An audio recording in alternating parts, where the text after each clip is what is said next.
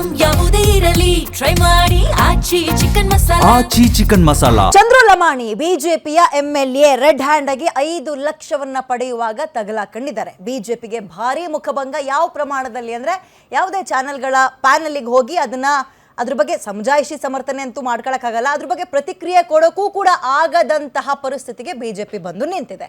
ಪರಿಣಾಮ ಕಾಂಗ್ರೆಸ್ಸು JDS ಉಳಿದವ್ರನ್ನ ಕೂರಿಸ್ಕೊಂಡು ಮಾತನಾಡುವ ಪರಿಸ್ಥಿತಿ ನಮಗೆ ಬಂದಿದೆ. ಚರ್ಚೆ ಮುಂದುವರಿಸ್ತಾ ಹೋಗೋಣ. ಪ್ರದೀಪ್ ಅವರೇ, ನೀವು ಹೇಳ್ತಾ ಇದ್ರಿ ಬಿಜೆಪಿ ಜೊತೆಗೆ ದೋಸ್ತಿ ಆಗಿದ್ರೂ ಕೂಡ ಇಂಥವುಗಳನ್ನ ಯಾರು ಕೂಡ ಸಹಿಸ್ಕೂಡ್ದು ಅಂಡ್ ಸಮರ್ಥನೆಗೂ ನೀವು ಮುಂದಾಗಲಿಲ್ಲ. Very good sir. ಬಟ್ ಈಗ ತಾನೇ ನಮ್ಮ ರಘು ಅವರು ಹೇಳ್ತಾ ಇದ್ರು JDS ಬಗ್ಗೆ, ಈ ಹಗರಣಗಳ ಬಗ್ಗೆ, ಲಂಚದ ಬಗ್ಗೆ, ಆರೋಪಗಳ ಬಗ್ಗೆ ಮಾತಾಡೋಕೆ ನೈತಿಕತೆನೇ ಇಲ್ಲ. ಪೆನ್ ಡ್ರೈವ್ ಇದೆ ಇದೆ ಇದೆ ಅನ್ಕೊಂಡು ಜೇಬಲ್ಲೇ ಇಟ್ಕೊಂಡಿದ್ದಾರೆ 3-4 ವರ್ಷದಿಂದ ಕುಮಾರಸ್ವಾಮಿ ಅವರು ಅಂತ. ಉತ್ತರ ಕರೆಕ್ಟ್. ದೊಡ್ಡೇರಿ ಅವರು ಹೇಳಿದ್ರು ಎಲ್ಲ JDS ಚಿಂತಾಜನಕ ಆಗಿದೆ ಅಂತ. ಇರಿ ಚಿಂತಾಜನಕ ಆಗಿದೆ ಅಂತ. ಕಳೆದ 15 ವರ್ಷಗಳಲ್ಲಿ ಕಾಂಗ್ರೆಸ್ ಪಕ್ಷಕ್ಕೆ ವಿರೋಧ ಪಕ್ಷದ ಸ್ಥಾನವೂ ಸಿಗದ ಹಾಗೆ ಜನ ಹೊರಗಡೆ ಕುಳಿಸಿದ್ರು. ಈಗ ಏನೋ ಬೇರೆ ಅದು ಏನೋ ಆ ವಿರೋಧ ಪಕ್ಷ ಸ್ಥಾನ ಸಿಗ್ಲಿಕ್ಕೆ ಕಾರಣ ಏನಪ್ಪ ಅಂದ್ರೆ ರಾಷ್ಟ್ರೀಯ ಮಟ್ಟದಲ್ಲಿ ಮಾತಾಡ್ತಾ ರೀಜನಲ್ ಪಾರ್ಟಿಗಳು, ಆ ರೀಜನಲ್ ಪಾರ್ಟಿಗಳ ಸಪೋರ್ಟ್ ತಗೊಂಡು ಇವತ್ತು ವಿರೋಧ ಪಕ್ಷದಲ್ಲಿ ಕುತ್ಕೊಂಡವ್ರು. ಅದಕ್ಕೂ ಇದಕ್ಕೂ ಏನು ಸಂಬಂಧ? ಅಂತ ಚಿಂತಾಜನಕ ಸ್ಥಿತಿಲಿ ಅವ್ರು ಇರೋದು. 120 ವರ್ಷ 130 ವರ್ಷ ಇತಿಹಾಸ ಇರ್ತಕ್ಕಂಥ ಕಾಂಗ್ರೆಸ್ ಪಕ್ಷ ಇವತ್ತು ಅಂತ ಸ್ಥಿತಿಲಿ ಇರ್ತಕ್ಕಂಥ ಪಕ್ಷ. ಅದು ಇವತ್ತು ಈಶಾನ್ಯ ಭಾಗದಲ್ಲಿ ವಾಸ್ಔಟ್, ದಕ್ಷಿಣ ಭಾಗದಲ್ಲಿ ಎಕ್ಸೆಪ್ಟ್ ಕರ್ನಾಟಕ ಅಂಡ್ ತೆಲಂಗಾಣ ಬಿಟ್ಟರೆ ವಾಸ್ಔಟ್. ಎಲ್ಲ ಕಡೆ ಚಿಂತಾಜನಕ ಪದಕ್ಕೆ ಉತ್ತರ ಕೊಟ್ಟೆ ಮೇಡಮ್, ಅಷ್ಟೇ ಇರಲಿಲ್ಲ. ಅದಾದ್ಮೇಲೆ ರಾಷ್ಟ್ರ ಮಟ್ಟದಲ್ಲಿ ಇವ್ರದ್ದು ಹಗರಣ ಹೇಳಿ ಆಮೇಲೆ ಇಲ್ಲಿಗೂ ಹೇಳ್ತೀನಿ. ರಾಷ್ಟ್ರ ಮಟ್ಟದಲ್ಲಿ 2G ಸ್ಪೆಕ್ಟ್ರಮ್ ಅಂತ ಒಂದು ಹಗರಣ ಆಯ್ತು. ಅದರಲ್ಲಿ 1,76,00,000 ಕೋಟಿ 1,76,00,000 ಕೋಟಿ 2G ಸ್ಪೆಕ್ಟ್ರಮ್ ಹಗರಣ. ಕಲ್ಲಿದ್ದು ಹಗರಣ 1,86,000 ಕೋಟಿ. ಕಾಮನ್ವೆಲ್ತ್ ಗೇಮ್ಸ್ 70,000 ಕೋಟಿ. ಸತ್ಯಂ ಕಂಪ್ಯೂಟರ್ ಹಗರಣ 14,000 ಕೋಟಿ. ಕರ್ನಾಟಕಕ್ಕೆ ಬಂದ್ರೆ ಅಬಕಾರಿ, ವಾಲ್ಮೀಕಿ, ಮೂಡ ಮತ್ತೆ ಈ 60 to 80% ಟೆಂಡರ್ ಅಲ್ಲಿ ಹೀಗೆ ಪ್ರತಿ ಇಲಾಖೆನಲ್ಲಿ ಪ್ರತಿ ವ್ಯಕ್ತಿ ಟ್ರಾನ್ಸ್ಫರ್ ಇಂದ ಹಿಡಿದು ಇವ್ರು ಮಕ್ಳು ತಗೊಳ್ಳೋ ಸಾಕ್ಸು ಅದರಿಂದ ಹಿಡಿದು ಗೃಹಲಕ್ಷ್ಮಿ ಕೊಡ್ತಾ ಇರ್ತಕ್ಕಂಥ ಅದರಲ್ಲಿ 5,600 ಕೋಟಿ ಲೂಟಿ. ಇವ್ರದ್ದು ಪ್ರತಿ ಇಲಾಖೆನಲ್ಲಿ ಇವತ್ತು ಭ್ರಷ್ಟಾಚಾರ ತುಂಬಿ ತುಳುಕ್ತಾ ಇದೆ. ಇವರು JDS ಬಗ್ಗೆ ಮಾತಾಡಕ್ ಬಂದವ್ರೆ. ಇವತ್ತು ಭ್ರಷ್ಟಾಚಾರ ನಿರ್ಮೂಲನೆಗೆ ಈ ರಾಜ್ಯದಲ್ಲಿ ಯಾರಾದ್ರೂ ಕ್ರಮ ಕೈಗೊಂಡಿದ್ರೆ ಫಸ್ಟ್ ಟೈಮ್ ಅದು ಜನತಾದಳ. ಲೋಕಾಯುಕ್ತವನ್ನ ಜಾರಿಗೆ ತಂದಿದ್ದು ಜನತಾದಳ. ಸಂತೋಷ್ ಹೆಗ್ಡೆ ಅಂತ ಮೇರು ವ್ಯಕ್ತಿತ್ವ ಇರ್ತಕ್ಕಂಥ ಒಬ್ಬ ಸುಪ್ರೀಂ ಕೋರ್ಟ್ ಜಡ್ಜ್ ಅನ್ನ ಲೋಕಾಯುಕ್ತರನ್ನಾಗಿ ಮಾಡಿದ್ದು ಇದೇ ಕುಮಾರಸ್ವಾಮಿ ಅವರು. ಅಂದ್ರೆ ಭ್ರಷ್ಟಾಚಾರ ನಿರ್ಮೂಲನೆ ಮಾಡಬೇಕು ಅಂತ. ಆದ್ರೆ 60% ಅಂತ ಹೇಳಿ 40% ಅಂತ ಹೇಳಿ PCM ಅಂತ ಹೇಳಿ ಬಂದಂತ ಸಿದ್ದರಾಮಯ್ಯನವರು ಅದೇ ಲೋಕಾಯುಕ್ತಿಗೆ ಕೊಟ್ಟಂತಹ ಎಲ್ಲ ಅಧಿಕಾರವನ್ನು ಮೊಟಕುಗೊಳಿಸಿದ್ರು. ಅವ್ರಿಗೆ ಕೊಟ್ಟಿದಂತಹ ಹಲ್ಲಕ್ಕಿತ್ತ ಹಾವನ್ನಾಗಿ ಮಾಡಿದ್ರು ಅದನ್ನು. ಆಮೇಲೆ ಅದಕ್ಕೆ ಇದ್ದಂತ ಅನೇಕ ನಿಯಮಗಳನ್ನ ಬದಲಾವಣೆ ಮಾಡಿದ್ರು. ಸುಪ್ರೀಂ ಕೋರ್ಟ್ನ ಜಡ್ಜು ಅಥವಾ ಒಂದು ಹೈಕೋರ್ಟ್ನ ಚೀಫ್ ಜಸ್ಟಿಸ್ ಆಗಿರ್ತಕ್ಕಂಥವ್ರು ಇದ್ರೆ ಮಾತ್ರ ಮಾಡ್ಬೇಕಾಗಿದ್ನ ಅದಕ್ಕೂ ಬದಲಾವಣೆ ತಗೊಬಂದು ಹೈಕೋರ್ಟ್ ಜಡ್ಜ್ ಮಾಡ್ಬೋದು ಅಂತ ಮಾಡಿದ್ರು.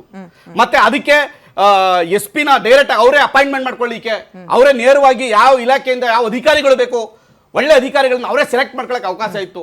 ಇಲಾಖೆಗೆ ಪತ್ರ ಬರ್ದಿ ಅದೆಲ್ಲವನ್ನು ಮಟ್ಟುಗೊಳಿಸಿ ಇವತ್ತು ಲೋಕಾಯುಕ್ತವನ್ನು ದುರ್ಬಲಗೊಳಿಸಿದ್ರೆ ಅದು ಸನ್ಮಾನ್ಯ ಸಿದ್ದರಾಮಯ್ಯ. ಅದು ಲೋಕಾಯುಕ್ತಿಗೆ ಪ್ಯಾರಲಲ್ ಆಗಿ ಇನ್ನೊಂದು ತಗೊಬಂದ್ರು. ಯಾವ್ದು ಏನೋ ಅಂತದಪ್ಪ ಅದು ಒಂದು ಕ್ರೈಮ್ ಬ್ಯೂರೋ ಅಂತ ಒಂದು ತಗೊಬಂದ್ರು. ಅಲ್ಲಲ್ಲ ಕ್ರೈಮ್ ಬ್ಯೂರೋ ಅಂತ ಬ್ರಾಂಚ್ ಅಂತ ಒಂದು ಮಾಡಿಸಿದ್ರು. ಅದು ಮಾಡಿಸಿ ಅದು ACB ಅಂತ ಆಂಟಿ ಕ್ರೈಮ್ ಬ್ಯೂರೋ ಅಂತ ಅದು ಮಾಡಿಸಿ ಅದ್ರ ಮೇಲೆ ಹೈಕೋರ್ಟ್ಗೆ ಹೋದ್ರು. ಹೈಕೋರ್ಟ್ ಅದನ್ನ ಕ್ವಾಶ್ ಮಾಡ್ತು. ಅಂದ್ರೆ ಲೋಕಾಯುಕ್ತಕ್ಕೆ ಯಾಕೆ ಮಾಡಿದ್ರು ಅಂದ್ರೆ ಅವತ್ತಿಗೆ 146 ಕಂಪ್ಲೇಂಟ್ಸ್ಗಳು ಸಿದ್ದರಾಮಯ್ಯನವ್ರ ಮೇಲೆ ಇತ್ತು. ಆ ಕಂಪ್ಲೇಂಟ್ ಗಳನ್ನ ಮುಚ್ಚಾಕ್ಲಿಕ್ಕೋಸ್ಕರ ACB ರಚನೆ ಮಾಡಿ ಆ 146 ಕಂಪ್ಲೇಂಟ್ ಗಳನ್ನ ACBಗೆ ವರ್ಗಾವಣೆ ಮಾಡ್ಕೊಂಡಂತಹ ಕೀರ್ತಿ ಇದ್ರೆ ಸಿದ್ದರಾಮಯ್ಯ. ಅಂಡ್ ಯಾವ್ದಾದ್ರು ಆರೋಪಗಳನ್ನ ಹಗರಣಗಳನ್ನ ಮಾಡಿದ್ರೆ ಯಾರು ಆರೋಪ ಮಾಡ್ತಾರೆ ಅವ್ರನ್ನ ಜೈಲಿಗೆ ಕಳಿಸೋದು ಅಥವಾ ಅಧಿಕಾರಿಗಳ ಹತ್ರ. ಇವತ್ತು ಮೂಢ ಹಗರಣವನ್ನ ನಾನೇ ದೂರುದಾರ ಕಂಪ್ಲೇಂಟ್ ಮಾಡಿದ್ರೆ ಆ 14 ಸೈಟ್ ಸರೆಂಡರ್ ಮಾಡ್ತೀರಿ ವಾಪಸ್ ಯಾಕೆ ಮಾಡಿದ್ರಿ ನಿಮ್ದಲ್ಲ ಅಂದ್ರೆ ನಂದು ಸೈಟ್ ಅಂತ ಹೇಳಿದ್ರಲ್ಲ ಯಾಕೆ ವಾಪಸ್ ಮಾಡಿದ್ರಿ ಅಂದ್ರೆ ಎಷ್ಟು ಭ್ರಷ್ಟಾಚಾರದಲ್ಲಿ ಮುಳುಗಿದೆ ಈ ಸರ್ಕಾರ ಇವತ್ತು ಅನ್ನೋದಕ್ಕೆ ಇದೊಂದು ಎಕ್ಸಾಂಪಲ್. ಇವರು ಜನತಾದಳದ ಬಗ್ಗೆ ಮಾತಾಡಕ್ ಬರ್ತಾರ. ಇವತ್ತು ಈ ದೇಶದಲ್ಲಿ ನಡೆದಿರ್ತಕ್ಕಂಥ, ಈ ರಾಜ್ಯದಲ್ಲಿ ನಡೆದಿರ್ತಕ್ಕಂಥ ಎಲ್ಲ ಭ್ರಷ್ಟಾಚಾರಗಳು ಇವತ್ತು ಕಾಂಗ್ರೆಸ್ ಒಂದು ಪ್ರಥಮ ಸ್ಥಾನದಲ್ಲಿ ನಿಂತಿದೆ. ಇವತ್ತು ಇಂಥ ಇಲಾಖೆ ಅಂತ ಹೇಳಂಗಿಲ್ಲ. ನೀವು ಮಕ್ಕಳು ತಗೊಡ್ತಕ್ಕಂಥ ಸಾಕ್ಷಲ್ಲಿ ಇವರು ಹಗರಣ ಮಾಡ್ತಾರೆ ಅಂದ್ರೆ ಇನ್ ಯಾವ ಮಟ್ಟಕ್ಕೆ ಇವ್ರು ನಿಂತಿದ್ದಾರೆ, ಇವ್ರ ಯೋಗ್ಯತೆ ಏನು?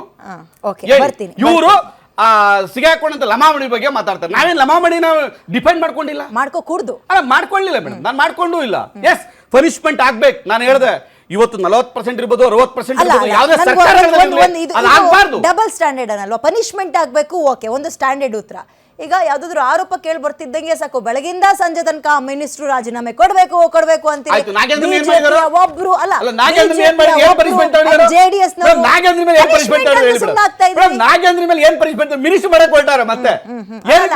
ಅಲ್ಲಿ ರಾಜೀನಾಮೆ ಅನ್ನೋ ಪದ ಬಳಸ್ತೀರಿ.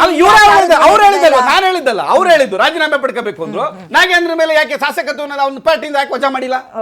ಸಸ್ಪೆಂಡ್ ಮಾಡಿ ಬಿಸಾಕಿ ಆಚೆ ಕಳಿಸಿ ಅವನ ಪಾರ್ಟಿಯಿಂದ. ಸರಿ, ದಿನೇಶ್ ಕಲ್ಲಳ್ಳಿ ಅವರೇ ಒಂದು ಪ್ರಶ್ನೆ ಬರ್ತೀನಿ. ದಿನೇಶ್ ಕಲ್ಲಳ್ಳಿ ಅವರೇ, ಇದು ಹೆಂಗಾಗ್ಬಿಟ್ಟಿದೆ ಅಂದ್ರೆ ನಮ್ಮ ರಾಜ್ಯ ಮತ್ತು ರಾಜ್ಯದ ಜನತೆಯ ತೆರಿಗೆ ಹಣ ಎಲ್ಲವೂ ಇದೊಂಥರ ಹುಲ್ಲುಗಾವಲಿದ್ದಂಗಿದೆ. ಯಾರು ಬೇಕಾದ್ರೂ ಪಕ್ಷದಲ್ಲಿ ಯಾವ ಪಕ್ಷಗಳು ಬೇಕಾದ್ರೂ ಬರ್ಬೋದು, ಮೇಯ್ಬೋದು, ಹೋಗ್ಬೋದು. ಆಮೇಲೆ ಇವ್ರ ಮೇಲೆ ಆರೋಪ ಮಾಡಿದ್ರೆ ಅವ್ರು ತಿಂದಿಲ್ವಾ, ಇವ್ರನ್ನ ಕೇಳಿದ್ರೆ ಅವ್ರು ಹಂಗ್ ಮಾಡಿರ್ಲಿಲ್ವಾ, ಹಿಂಗೆ ತೇಪೆ ಹಚ್ಚೋ ಕೆಲಸಗಳಾಗ್ತಾ ಇದೆಯಲ್ಲ ಅಂತ. ಮೇಡಮ್, ಈಗ ಅಧಿಕಾರಿಗಳು ಯಾವುದೇ ಸರ್ಕಾರ ಬದಲಾದ್ರೂ 36 ವರ್ಷ ಇದ್ದೇ ಇರ್ತಾರೆ ಮೇಡಮ್. ಇವ್ರಿಗೆ ಅಧಿಕಾರಿಗಳು, ರಾಜಕಾರಣಿಗಳು 5 ವರ್ಷ ಇವರು ಮತ್ತು 5 ವರ್ಷ ಅವರು ಇದ್ದಾಗೆ. ಈಗ ಸನ್ಮಾನ್ಯ ಸಿದ್ದರಾಮಯ್ಯನವರ ಗೌರವಾನ್ವಿತ ಈ ರಾಜ್ಯ ಸರ್ಕಾರದಲ್ಲಿ ಹಲವಾರು ಭ್ರಷ್ಟಾಚಾರದ ಪ್ರಕರಣಗಳನ್ನ ದೂರು ದಾಖಲು ಮಾಡ್ಲಿಕ್ಕೆ ಪ್ರಿವೆನ್ಷನ್ ಆಫ್ ಕರಪ್ಷನ್ ಆಕ್ಟ್ 17 ಏನೆಯಲ್ಲಿ ಹಲವಾರು ದೂರುಗಳು ಪೆಂಡಿಂಗ್ ಇದೆ 2 ವರ್ಷ 3 ವರ್ಷದಿಂದ. ಏನ್ ಮಾಡ್ತಿದ್ದಾರೆ ಇವರು ಕಾಂಗ್ರೆಸ್ ಸರ್ಕಾರದವರು? ಈಗ ಅದನ್ನ ಪ್ರಾಸಿಕ್ಯೂಷನ್ ಪರ್ಮಿಷನ್ ಕೊಡಿ ಅಂತ ಲೋಕಾಯುಕ್ತರು ಬರ್ದಿದ್ದಾರೆ. ಲೋಕಾಯುಕ್ತರು ಬರ್ದಿದ್ರು ಕೂಡ ರಾಜ್ಯ ಸರ್ಕಾರ ಅದನ್ನ ಮಂಜೂರಾತಿ ಕೊಡ್ತಾ ಇಲ್ಲ. ಮಂಜೂರಾತಿ ಕೊಟ್ರೆ ಹಲವಾರು IAS ಅಧಿಕಾರಿಗಳು, KS ಅಧಿಕಾರಿಗಳು, ಭ್ರಷ್ಟ ರಾಜಕಾರಣಿಗಳು ಆ ಪ್ರಕರಣದಲ್ಲಿ ನೇರವಾಗಿ ಭಾಗಿಯಾಗಿರೋದ್ರಿಂದ ಅವ್ರ ವಿರುದ್ಧ ಪ್ರಾಸಿಕ್ಯೂಷನ್ ಅನುಮತಿ ಕೊಟ್ಟ ತಕ್ಷಣ ದೂರು ದಾಖಲಾಗುತ್ತೆ, ತನಿಖೆನ ಆರಂಭ ಮಾಡಬಹುದು. ಆದ್ರೆ ರಾಜ್ಯ ಸರ್ಕಾರ ಯಾವುದೇ ಹಂತದಲ್ಲೂ ಪೂರ್ವಾನುಮತಿ ಕೊಡುವಂತ ವಿಚಾರದಲ್ಲಿ ತುಂಬಾ ದಿವ್ಯ ನಿರ್ಲಕ್ಷ್ಯ ವಹಿಸ್ತಾ ಇದೆ. ಜೊತೆಗೆ ಭ್ರಷ್ಟಾಚಾರವನ್ನು ನಿಗ್ರಹ ಮಾಡ್ಲಿಕ್ಕೆ ಇವರಿಗೆ ಯಾವುದೇ ರೀತಿಯಲ್ಲೂ ಕೂಡ ಗಂಭೀರವಾಗಿ ಪ್ರಯತ್ನ ಮಾಡದೇ ಇರುವಂತದ್ದು ಒಂದು ಶೋಚನೀಯವಾಗಿದೆ.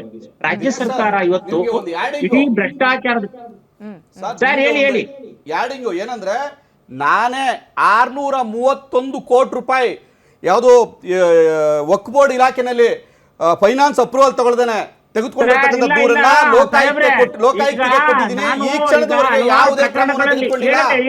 ಅಲ್ಲ, ನೀವು ಹೇಳಿದ್ರಿ ಲೋಕಾಯುಕ್ತಕ್ಕೆ ಪವರೇ ಇಲ್ಲ, ಹಂಗ್ ಮಾಡಿದ್ರೆ ಯಾವುದೇ